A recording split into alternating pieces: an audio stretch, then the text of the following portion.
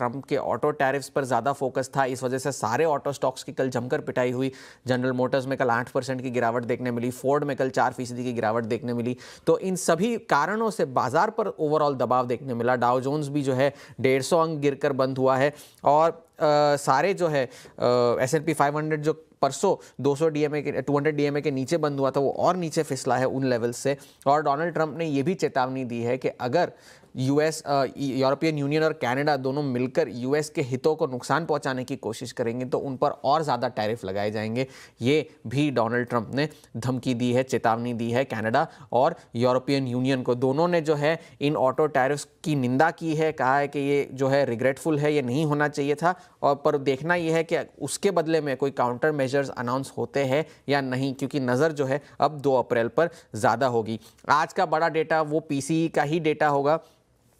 अगर महीने दर महीने भी थोड़ी सी बढ़ोतरी देखी जानी है, साल दर साल भी 2.7 की बढ़ोतरी देखी जानी है, तो वो भी जो है 2% के लक्ष्य से फेड का जो कह रहा है 2% का हमें ले जानी है महंगाई, उससे अभी भी काफ़ी दूर है।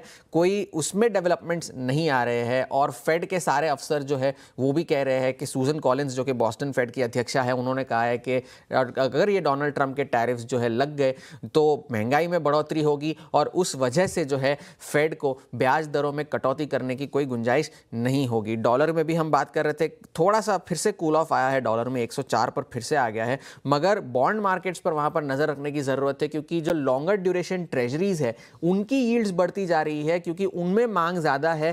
क्योंकि शॉर्टर टर्म में जो वॉलेटिलिटी है उसको काउंटर करने के लिए 30 साल की जो ट्रेजरी है उसकी यील्ड अब 4.75 हो चुकी है और 2022 के बाद का सबसे ऊंचा स्तर है। और ये जो यील्ड गैप है 30 साल और 5 साल की ट्रेजरी का, वो अब 63 बेसिस पॉइंट्स हो गया है 2022 के सबसे ऊंचे स्तरों पर।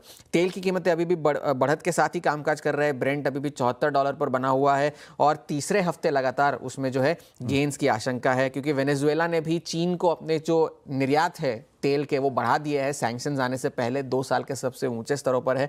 मगर सोने की कीमतों में ज़बरदस्त तेज़ी देखने मिल रही है। $3075 का जो है रिकॉर्ड हाई बना है सोने की कीमतों में और अभी भी 3500 से 4000 तक के टारगेट्स जो है वो एनालिस्ट दे रहे हैं। तो एक सबड्यूड हैंडओवर आप कह सकते हैं, क्योंकि नियर टर्म पर ज़्यादा फोकस है और आज का पीसीई डेटा सबसे ज़्यादा इंपॉर्टेंट है।